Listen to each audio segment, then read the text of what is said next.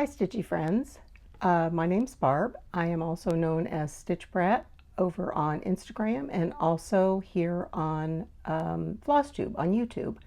Today is Tuesday, May 7th, I believe, and according to my notes, this is my Flosstube number 11, which I find kind of hard to believe because that means I usually have been doing one a month, so that means I'm coming up on a year, which I find kind of surprising.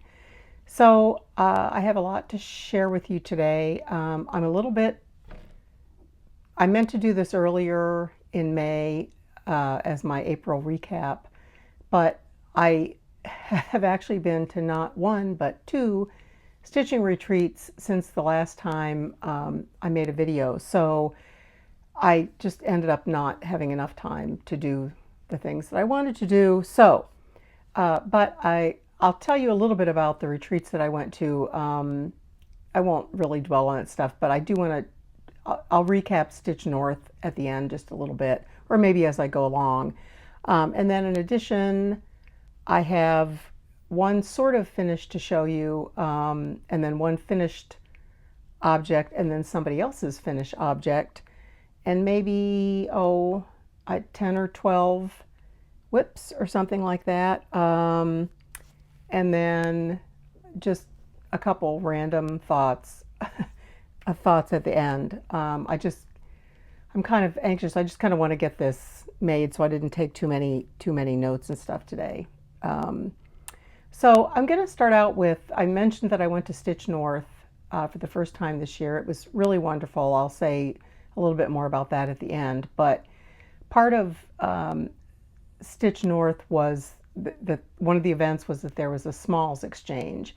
So you stitch some small pattern and make it into a finished object, and then it's in a sealed, bag or container or whatever.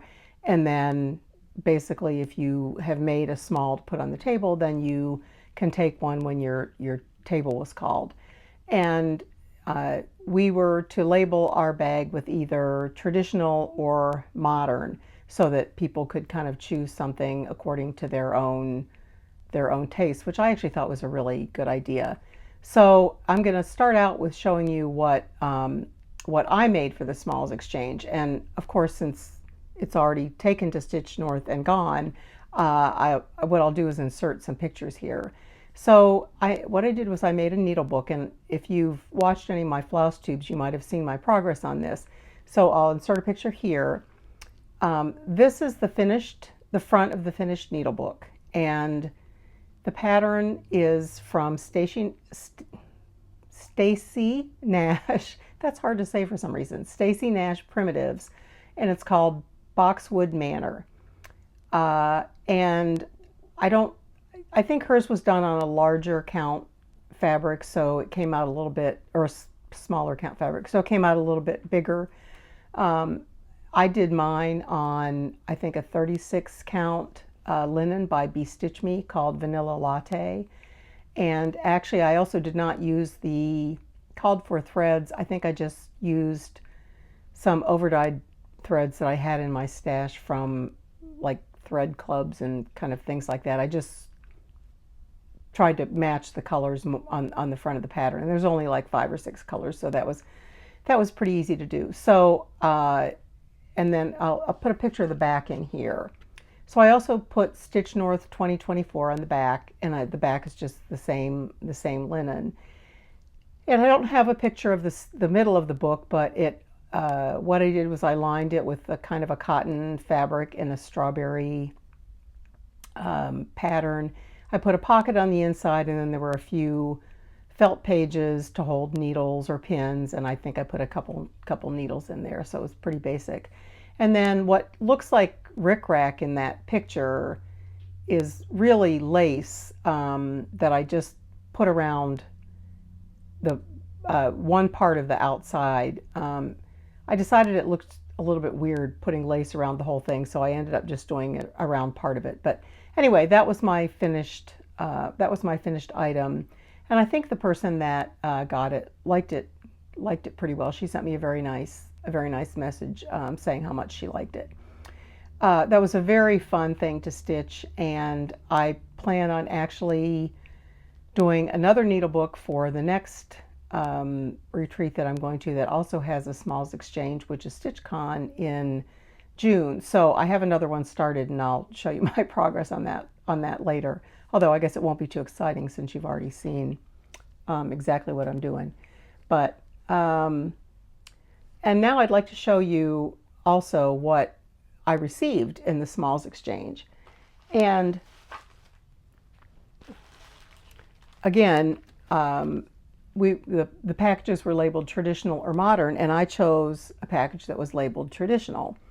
And what was in there, the main item was this absolutely lovely strawberry. And I'm going to bring it in a little closer. You can see there's a bee, and I'll explain that in a minute. And beautiful traditional sampler motifs, kind of in a beautiful red variegated thread. And then on the top, there's some really beautiful pins that I'm pretty sure she made. And there's a 2024 and a little button, a little antique button, just really beautiful. So the stitcher that made this for me, her name is Anita Violet, and she's known as the Violet Stitcher here on, she's on Instagram, and also on, she has a YouTube channel as well. And so she came over and introduced herself when she saw that I had taken her package. And I asked her what the bee was. I said I wasn't sure what the bee was for. Well, she is from England, and she is from Bristol, England, and the bee was for Bristol. And she said this was maybe taken from a traditional Bristol sampler, or it's traditional Bristol sampler motifs or something like that. So what a thrill for me. And I said, well, this also happens to be my initial.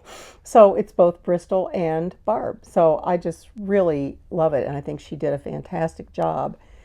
And so the funny thing about this is, since then, well, I mean, I guess it's not funny, but, well, Anita was working on a full coverage design at StitchNorth, and she actually finished it on the very last morning that we were there.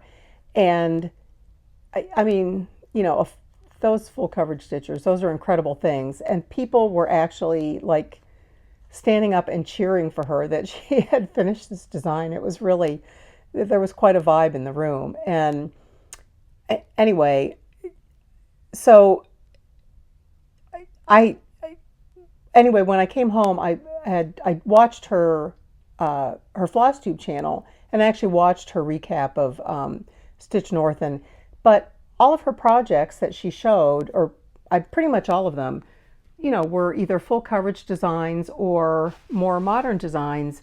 And I just thought that it was so interesting that she chose to do a very traditional thing for the smalls exchange, even though that apparently is not what she typically stitches. So I kind of love that. So thank you very much, Anita. And then she included some other goodies too, and I'm just going to show you some beautiful, there's some silk floss in here, and there's a little piece of fabric. And I've never used this brand of silk floss, so I'm actually excited to try that. And then there's also a little, like a little scissor fob kind of thing in here, which I'm showing this because I am pretty sure Anita also made this. And isn't that pretty? So I made out like a bandit on the smalls exchange, and it was really fun to do. So I was very happy that I'd participated in that. That was very fun. Okay, so those are my actual finished objects that I wanted to show, and now I have a what do I call these? Segment finishes or something. Okay, so, but this starts to get into my whips too. So my first both whip and, I guess, segment finish is Carolyn Manning Star Touched Meadow Sal. And I don't have a picture, but I'll pop in the sort of like teaser picture that she puts up for the stitch along right there. And oops, so I finished the January block, which was what I'd been working on all month. So let me just fold this up so I can show it to you a little easier. So here's January, all finished. And you know, these do, I think, in my mind at least, count as sort of a finish because they're 77 by 77, which is, I don't know, something like 5,000 stitches. So they're not really that tiny. I mean, there's actually a lot of stitching, but I'll hold it up a little closer. The flower that this was based on, or the colors are based on, was the carnation, I believe. And so there's beautiful pinks and just beautiful greens and several shades of pink in there, just really pretty. I just love how it came out. And I am stitching this on all the 12 months together on a large piece of 18 count pale pink Aida, and it's really an extremely pale pink. It actually, to me, it kind of looks pale pink. I don't know if it does to you, but looking in the camera, it does look pale pink. It's very, very pale. Like it almost looks white when I'm stitching with it just under my light downstairs. And then this is also a whip because right here is where I have started the February block, which is, let me see, February is based on iris and violet, so the colors are purples and greens mostly. But I just started that this morning, so so technically I did not finish this in April. I finished it actually just a couple days ago. But it's done, so I'm showing it. And I think I've said this before, but I just love working on that piece. It's fun to work on. I never get tired of it. The colors are just amazing. It's a really fun piece. And that is you may remember, that's my morning coffee project. So I work on that every day with my morning coffee, whether that takes me half an hour or however long I have before work or whatever on the weekends, maybe an hour sometimes, sometimes half an hour. Oh, and I wanted to mention, one of the hazards, I've been wearing a microphone since I think my first video when somebody mentioned that, several people mentioned that they couldn't hear me. But I found that one of the hazards of wearing a microphone is that if you feel that you need to drink anything while you're recording, boy, can your viewers really hear you swallow, and it is not an attractive sound. So I try to swallow as sort of quietly as I can, but today I sort of moved my microphone down, so hopefully hopefully those sounds won't be as bad as I've noticed they've been in the past. But I do have a hard time talking for, you know, an hour or whatever and not having a sip of something. My throat gets dry. Okay, my next work in progress, my next whip is Squash Blossom by Carolyn Manning. We'll put a picture in here. This is from her Shooting Star collection, of which I have many going. And this is the most recent one that I've started. And so it has the least amount done on it. But here it is. Here's what I've got so far. I mean, I have a fair amount of the first page done. Bring it a little closer if you can see the colors maybe a little bit better. So as you can see, the colors are yellows, golds, greens, browns, all the colors basically of a squash blossom. You know, I also did and finished, I think last year, Carrot Cake, another one of her Shooting Star colorways. And, you know, the colors are not, I mean, they're the same color family, like they're sort of fall type colors, but these colors are more vibrant and just more oranges, more yellows than Carrot Cake was. So it's really a totally different vibe, even though you might say they're kind of along the same line of colors. Um, so this fabric that I'm stitching it on is a 32 count Lugana, which I'm doing all the shooting stars on 32 count Lugana, and the color of this one is called Amber Yellow, and it's a Zweigart fabric. It's not hand dyed, it's just a Zweigart fabric. And all of these I stitch 2/2, and I just use the called for DMC flosses. And generally I don't make any substitutes in colors or anything else on the shooting star designs. I would not mess with the genius that I think is Carolyn Manning's color sense. Okay. Next is Act of God, and I actually have a paper pattern on this one. And since this is a monochromatic, I think this is sufficient to just show you this. This is one of the newer long dogs. I'm not sure exactly when it came out, earlier this year, I think. But it's the usual Julia line genius in a pattern. Amazing, all kinds of motifs and all kinds of things. So I've gotten pretty far since I think I showed this last month. I think I was working on the border and, oops, okay. Oh, I've got a needle minder on this one. So here's, maybe I want to see if I can put this on the board. Sorry, give me just a second here. I took this one to StitchNorth with me because I wanted to get the border. I was really trying to get that border done. And I was kind of at the point where I could work on the border without looking at the pattern. So it was actually a pretty good piece to take to a retreat, because anything where you don't have to look at a pattern, which that means that you can talk to people and hopefully not make a ton of mistakes while you stitch. So this will help. This should help a little bit. So here's the whole thing. So I did get the border done, as you can see. And in addition to getting the border done, I also I got some of the inner border done from here all the way to the end, and then I started on the interior motifs on the right-hand side. So I'll come in and I'll show this a little closer. Hopefully you can see that. I don't have a ton done of those interior motifs yet, but I'll get to it.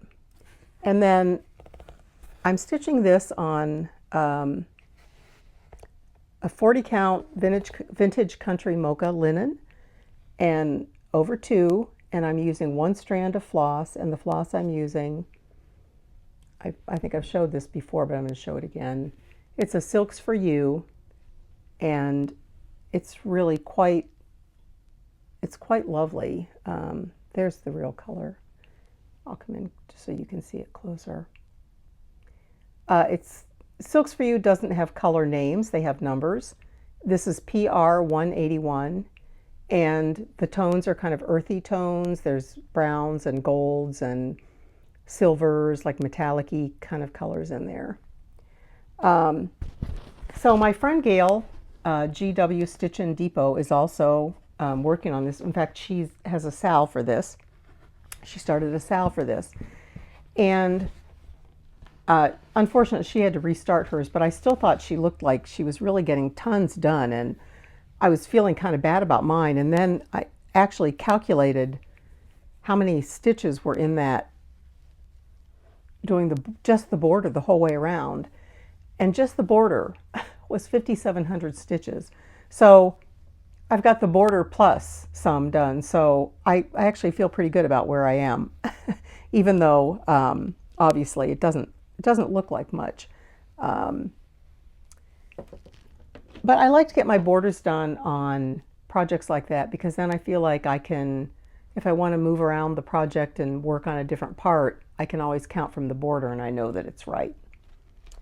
So that has been a favorite on Instagram. I post my progress on there pretty often, and The combination of that floss and fabric is just, it's magic in person, and it even comes through in photographs. I always get lots of comments and people wanting to, especially wanting to know what the floss is. So hopefully Silks for You has sold some of that, floss. It's really very, very, very pretty. I mean, much prettier in person as most things are.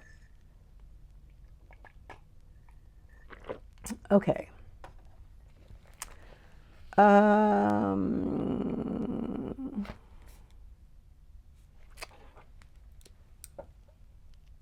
Okay, my next work in progress is Southern Land, and this, I'll pop a picture in here. This is a sampler by Owl Forest Embroidery, and this one is on my, I'm trying to push it to a finish category. So here's where I am. I mean, I'm still pretty far away from a finish, but I'm pretty happy with where I am. I took this one to StitchNorth as well, and I think I finished that that blue motif in the center with the 4 darker blue points. I finished that and started on that area to the side of it there. That there's some kind of border type motif that goes down each side. And then I just really have to finish this other side all the way to the end, and the bottom. So I'm getting there, but it's, it takes a while. So this only uses 4 colors. There's 2 blues and 2 reds. And one of the reds is a true red. The dark red is 817, I believe. And then the lighter red is actually, I think it's like 350 or 351. So it's more of an orangey red, but I really think, I love how it plays with the darker red on this. They really look great together, and I'm not sure that's something I would have ever chosen to do if it hadn't been called for in the pattern. So I'm stitching this one on 32 count, I believe it's just plain white linen. And I did not get the Owl Forest flosses for that. I would like to try them someday. I've heard great things about their flosses. But they have DMC alternatives printed on their pattern, and I'm just using the DMC alternatives for that. And like I said, there's only 4 colors on that. Okay, next I'm going to show you, I mentioned that I was doing another needle book. I know you already saw the finished one, but here's Boxwood Manor again. So this is the pattern that I did the needle book from, and again it's Stacy Nash. And so I'm doing another one for another Smalls Exchange. And I'll show you that first, and then I have something else in here as well. Ooh. I've got all my threads in here too. Okay. So I haven't gotten very far yet on this one, but I've got the first pair done, and I just started the second pair. And as I said, these were just threads from my stash that I picked out. So I don't know if you're interested, but what I did here is I had a fat quarter of fabric, and I wanted to get 3 needle book, either the same design or just this size, out of it. So I just kind of divided it up with thread and the sizes that it needed to be, and then these rectangles that are smaller or narrower are kind of my seam allowance around my design, so that I have plenty of linen to work with. I wanted to make sure I had enough and didn't crowd them on my linen. So I think I said this is a Bestitch Me linen. I think it's a 36 count vanilla latte. And I actually really like this linen. I might have to purchase more of that. Okay, and the other thing that's in here is another work in progress that I worked on last month. This is Lily Wheel. I'll pop a picture in here. This is a modern folk embroidery pattern, and I started this a couple months ago, and the reason I started it was a Stitcher cardamom pins. I'll either put her below or in the description box. She has a SAL called Jacob's Sleeper SAL. So the idea is that you stitch a design of Jacob of Modern Folk Embroidery that maybe hasn't gotten as much love as you think or attention as you think it should get. And mine that I chose was Lily Wheel. And here's where I am on it. This is a pretty small pattern, but I just love it. And this was one of Jacob's earlier patterns, from several years ago. So I do think it's kind of one of those that, because it's older and maybe it's smaller than what he typically does now, you don't really see it around very much, and yet it's just beautiful. And I think the times I've seen this, and people stitch this. Oh, no, that's the front. Wait, is that the back? Oh, no, that's correct. That's the front. Oh my gosh, for some reason it just looked like the back there for a minute. But when I've seen anybody else stitch it, people are typically doing white on dark or dark on light fabric, or like a dark blue and then another color for there's like little starry kind of things in here. And I just decided to go with two, I don't know, kind of soft pastel-y colors. There's a blue and a green, obviously. Anyway, that's really fun to stitch, and I would like to get that finished sometime soon because there's really not that much stitching in there. And I think that's a great little pattern.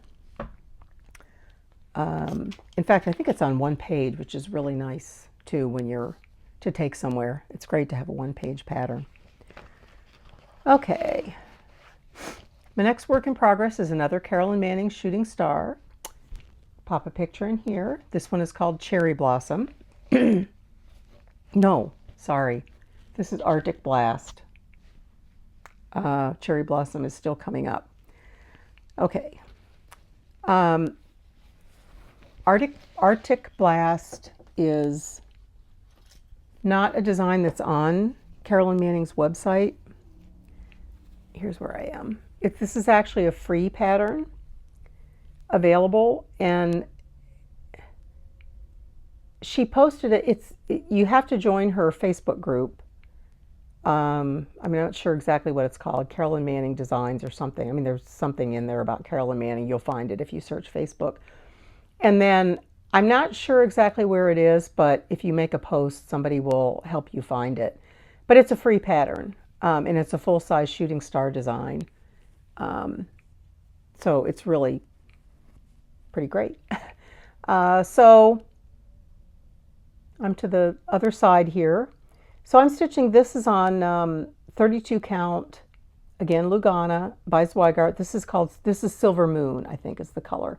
So it's kind of a very pale gray. And then obviously the colors in this are very wintry colors. We have blues, icy blues, there's darker blues, there's some grays, whites.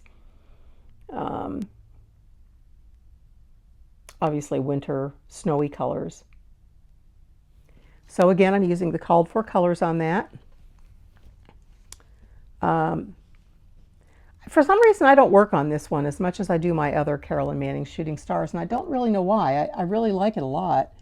I think it's because in addition to the typical star shapes in the shooting star designs, some of the stars in Arctic Blast come together in a way that makes some unusual shapes, and I have to maybe be a little more careful when I stitch that one, like look at the pattern more often kind of thing. I don't know. But for whatever reason, I don't seem to work on that one as often, but I'm trying to keep all my shooting stars in rotation so that they all get work done. Okay. This one, my next one, I have a paper pattern of. This is Ink Circles, Cirque des Circles, or Circles. So Circus of Circles is what that means. And here's the pattern up close. I think everybody knows by now if they've heard me say it. And there's other people, several people who have stitched like this pattern have done the what I call the companion patterns. Tracy has a series of, there's circus of triangles, circus of squares, circus of hearts, circus of circles. I may be missing one or two, but they're all really nice designs, and I would, if I ever get this one finished, I would for sure like to do another one.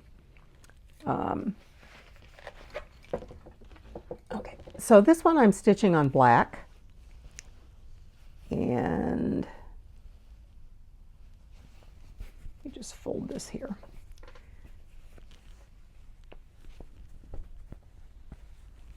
Okay, here we are. So this is actually on, this is being stitched on 16 count black Aida.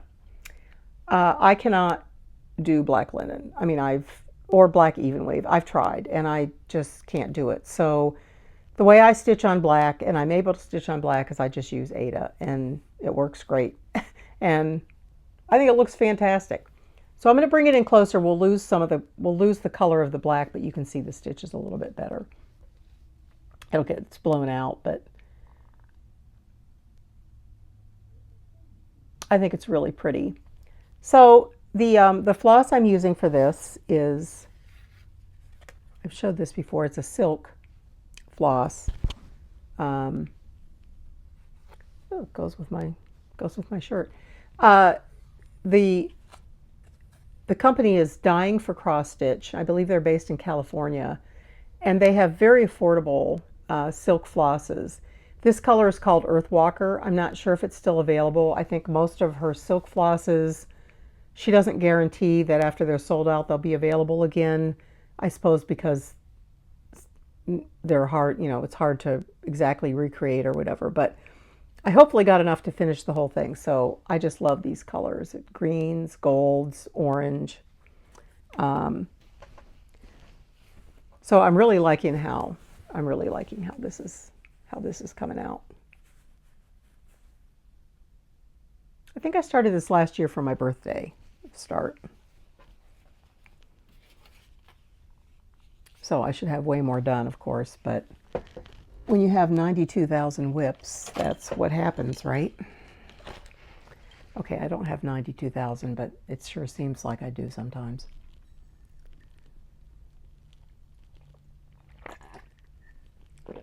Okay, next is yet another Carolyn Manning shooting star design. This one is called Beachcomber. Here's a picture. This one is very popular. I'm sure you've seen it.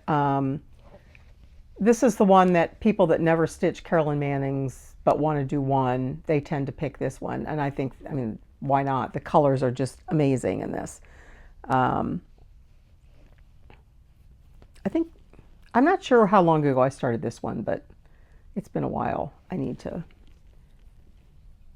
So I think I have the first row of pages approximately done, and I'm on page 4 there. So obviously very beachy colors. There's, most of the colors look blue on here, but really there's blues, greens, teals, especially some light teals. There's sand colors, all the colors of the beach, right? I love this one. And it's a great time of year to work on it. I mean, the colors are just right for spring and summer. So this one I'm stitching on 32 count. I believe this is light blue Lugana. And again, just a Zweigart fabric, and I'm using all of the all the called for colors on that. So my plan for working on my shooting stars is that I believe I pick 3 or 4 each month to work on in my pool of whips. So, and then I rotate them because I think I have like 7 or 8. So that way, over the months, they all will get worked on, and that's kind of my goal. So hopefully each month you'll see progress on shooting stars, but hopefully different ones each month. Okay, my next work in progress is called Soup of the Day, and here's a picture. And this is a pattern from Nikki Pattern on Etsy. She has an Etsy shop. And as you can see, it's a wreath with a little fun saying in it. And let me make sure. I noticed on one of my previous videos, I held this up the wrong way. So I'm going to make sure I got it the right way this time. Here's where I am. I've got two of the big flower sections done, so I have one more big flower section to finish. So I'm a little more than halfway done, probably with the wreath, and then the words won't really take that long. For some reason, I have not worked on this one that much either, although this is a really simple pattern, and I should just get it finished up. Plus, I would like to frame this or do something with it and actually put it in my kitchen, because I just think it's very clever. So this is on a 32 count, kind of a creamy linen that I used to have a big piece of. It was my favorite linen. I don't know. I don't even know where it's from. I have had it for years and years. I had a huge piece, and this was the very last, but it's one of my favorite linens like that I've ever had, and I've never been able to find out what it is. It's not a Zweigart linen. It does not have the orange selvage, but I don't know what it is. Oh, I was just going to mention, I might have said this before, but I'm not sure if I had, because I mentioned that I held this up wrong before. I just have gotten into the habit, I put one of those little light bulb safety pins in the upper left corner of all my whips.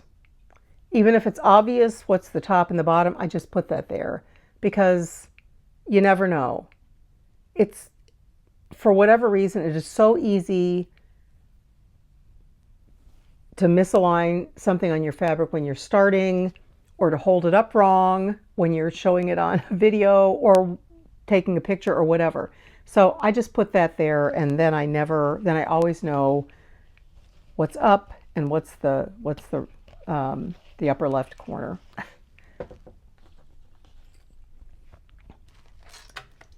Okay. All right. This next one is actually a pretty old whip. This is actually one of my oldest whips, but I chose it. I think it was in my medium category, my medium projects category. So I chose it for April precisely because it hasn't gotten worked on in a long time, and I'm determined to work on it, and at some point I will get it done. This is called Summer Beauties, and this is by Ellen Maurer-Stroh. She is, I believe, a German designer, and I've actually previously stitched a few pieces of hers. I stitched like a wedding kind of design that she had, and she has a free like flower of the month design on her website, I guess, and I've seen numerous people have stitched that. It's really beautiful.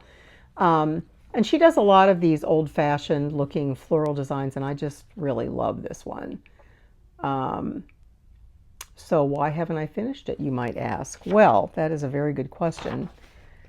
I don't know. I don't really have an answer either. So one thing is I don't love the fabric that it's on. It's on a 32 count antique white Jobelin.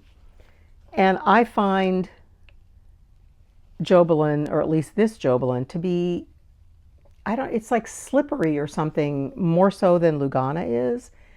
And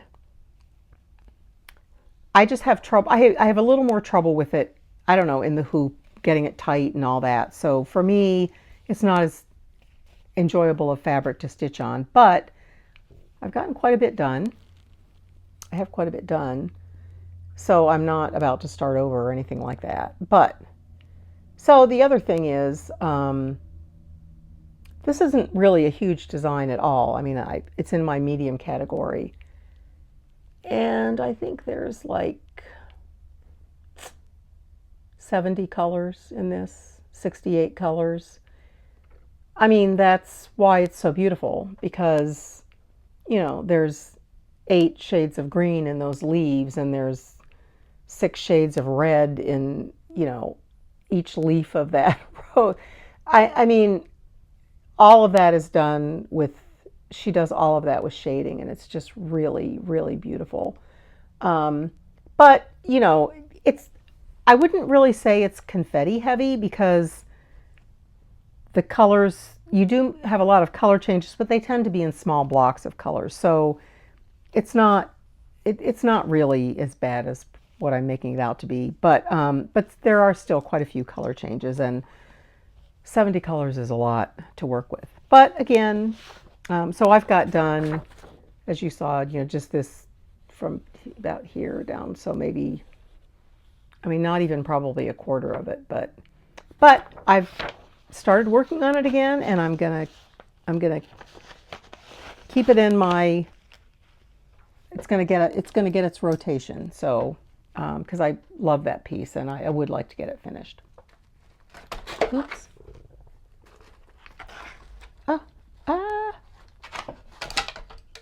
My bag is caught. Okay, I think this is my last whip.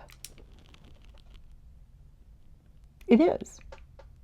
Okay, so this one I think I also took to StitchNorth, although I actually don't think I stitched on it at StitchNorth. But this is my Martin Luther King kind of portrait that's, I don't know what you call this style of art. It probably has a name. I should find out. Like sort of the fractured colors and stuff. Now the designer of this is a company or a designer that Mumla, X-Stitch, M-U-M-L-A, and she used to be on Etsy, but she is a Russian designer, and right now you cannot buy her patterns. She does not. Her shop on Etsy is closed. So you can't buy this right now, but maybe sometime in the future she'll be back. I love this design, and this is always, I mentioned Act of God being a fan favorite whenever I show it on Instagram, and Dr. King is the same way. It's really a striking pattern and with bright colors, and the design is amazing. So I'm stitching him. I think this is white Lugana, 32 count, I believe, 2/2. Well, actually, most of it's 2/2. Some of it's 3/2. I'm doing the black with 3 strands to make sure I get good coverage. But so I did not work on this at StitchNorth, but I did work on it a couple other times this month. So both of his eyes are done. Yay! Both his eyes and eyebrows are now completely done. That whole section is completely filled in. I had one of his eyes done, and the other one, his eyebrow was bare for the longest time. And then this month I worked on that blue kind of geometrically shaped section there by his head. I worked on that and a similar section of brown. And that's really all I did, but I took this to a couple appointments that I had and where I didn't need to look at a chart, and I just had those sections outlined with thread, and so it was really easy stitching on that. Okay, that is my last whip. That wasn't really too many. I think I usually have more than that. Okay, so I guess now I'll just say a few words about StitchNorth. I'm sure other people who have gone have now said lots of things, and you've seen their videos, so there's probably no need for me to say very much. I just wanted to say what a great time I had, and if you ever have a chance to go, I would highly recommend it. It is a big retreat, and it was the first big retreat I've gone to. There were 225 people at each of 2 weekends, and I went to weekend 1. But it was, I mean, it was incredibly organized, well organized, and well run. Caroline and her team from Evertotes do just the most amazing job. The vendors were wonderful, and the whole vendor area was just great. Just the way they were set up, and just, it was all very, very professional, very easy to shop. And then Caroline and Carrie from Roxy Floss Company, Roxy Floss Co. had stuff. Their Evertotes store items were inside the stitching room, and they just had tons of fabric and they had, what I really liked was that they had patterns, and then they had floss packs that they had done with Roxy Floss that you could buy if you wanted to go along with it, and then they would help you choose obviously fabric or linen or whatever you wanted to go with it. But I love that, just having the floss all in a pack right there. I didn't have to, because I've been wanting to try Roxy Floss, so I did get a pattern with some floss, which I won't show here, but I'll show after I actually start it. But it was wonderful. It was just 3 days of stitching heaven. I had wonderful ladies at my table, and I met so many wonderful people, and I'm not. I met so many people I can't possibly say anything about all the people that I met. But I just want to mention. I want to mention a couple people in particular, and I want to make sure I don't forget who I was going to talk about. First is Sarah from Sarah's Stitchy Spot, and I'm sure all of you watch her and love her as much as I do. And all I can say about Sarah is that she is every bit as kind and sweet and soft-spoken and wonderful in person as she appears to be from her videos.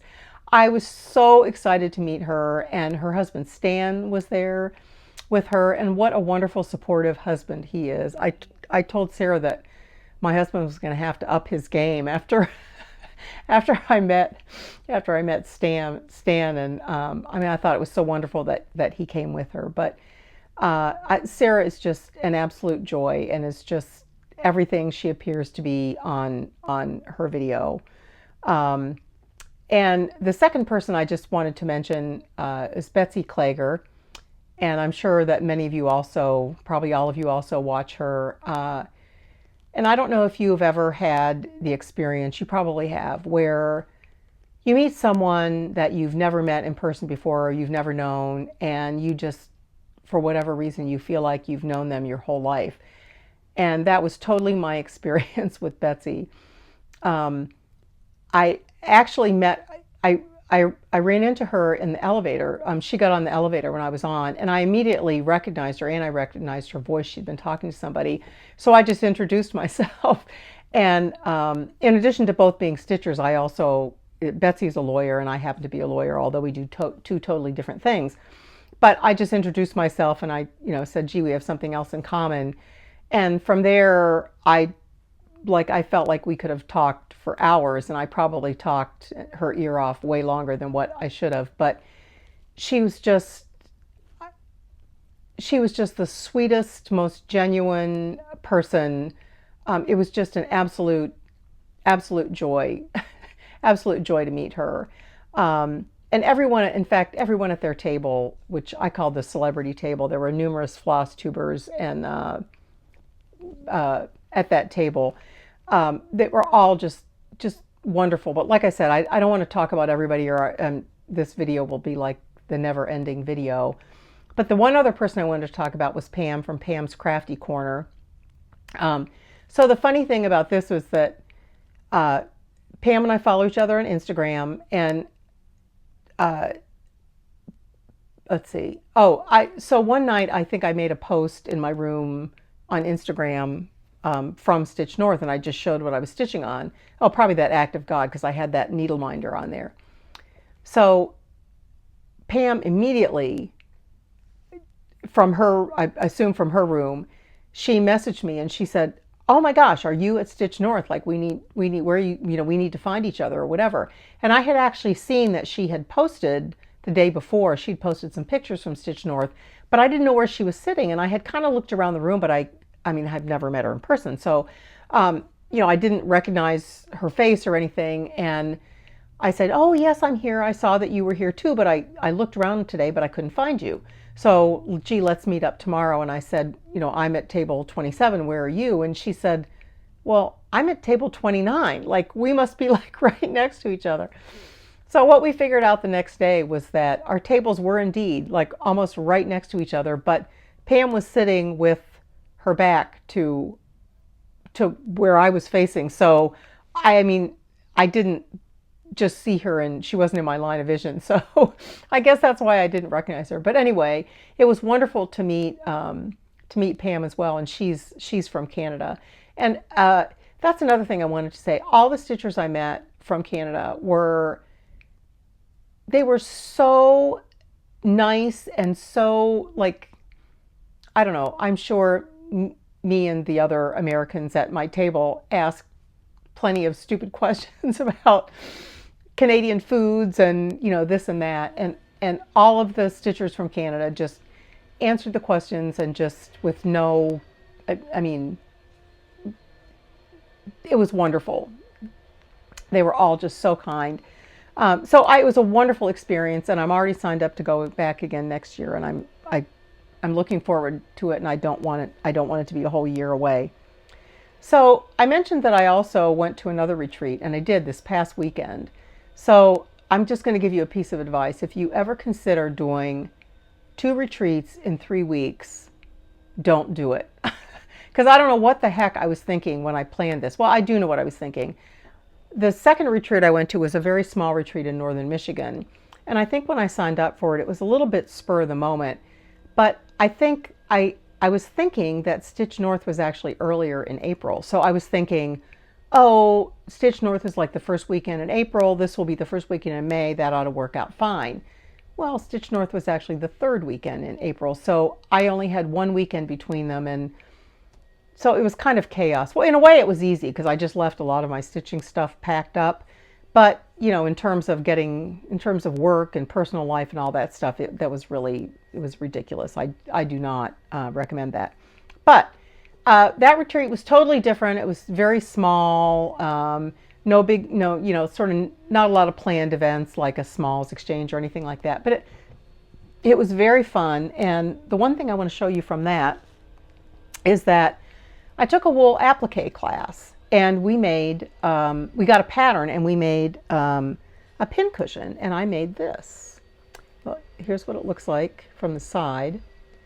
And then, so we learned in class, this is the buttonhole or blanket stitch. So both of these sort of flower motifs are stitched onto this top piece of wool with that stitch. And we learned how to do that, and it's done with embroidery floss. And then we stitched this together on the sewing machine with just 2 pieces of wool. And then Artie, who was the teacher of the class, showed us how to do what's called the tufting, where you run the thread in between and make the little sections that make it look like a pumpkin or a tomato or whatever. So this was just made with, scraps of wool that she gave us, and I love it. And it really didn't take that long. And I could totally see making one of these, because the wool applique, doing that stitch, the blanket stitch, was really very relaxing, and I could see doing that like in front of the TV some night when I just don't feel, maybe my eyes don't feel up to, working on 40 count Act of God linen or something, or just for a change of pace. So I'm just ecstatic with how this came out. I just think it's the cutest thing. So anyway, I wanted to show that. And then I'm not going to do a teeny topic or anything because I really didn't prepare anything, but I wanted to say one tip that I also learned at the small retreat I went to this last weekend. I learned something about needles that I didn't know, which Artie, again, who taught that class, mentioned. Apparently when needles are, I believe they're stamped from sheets of metal. I mean, no matter how they're made, or no matter what quality they are, that's how they start out. And because of the way they're stamped, when you have like a tapestry needle with the long eye, it just naturally happens that one side of the eye of the needle is kind of curved inward, and then the other side is curved outward. I mean, and if you think of, the whatever it's called, the die or the press or whatever, going into that metal and punching out the needle, you can picture exactly what I mean. So the reason that matters is, she said, if you're ever having trouble threading your needle, you're probably trying to thread it through the side where the sides go out. So just turn your needle around and you'll be threading it through the side where the sides go in, and it'll be easier. And at first I was kind of like, oh, wait. But since I came home from that retreat, I've been trying to thread my needle. I've been trying to notice when I thread my needles when I have trouble, and if I turn it around and if it helps. And I think she is totally onto something there. In fact, I think I'm getting to the point where looking at my needles, I can recognize which is the side that's easier to thread versus the other side. On my needles that I'm using right now, they look slightly different. So the thing to take away from that is just what she said. If you're for some reason having trouble threading your needle, even though it seems like you can see the eye, maybe you're working with a 28 and it's very narrow, flip it over and see if it's easier doing it from the other side, because you might be working with the side that isn't curved in, and once you work with that side, the floss slips through much easier. So that's all I have for you today. I am going to try really hard to be closer to on time next month and make my May recap video closer to the end of May or the beginning of June, so I'm not a whole week into the next month by the time I do it. But as people say, life, so we'll see how it goes. But in the meantime, try to, if you're in the northern hemisphere, spring is here, summer's coming, so try to slow down, enjoy the warm days, and take life one stitch at a time. I'll see you next month. Bye.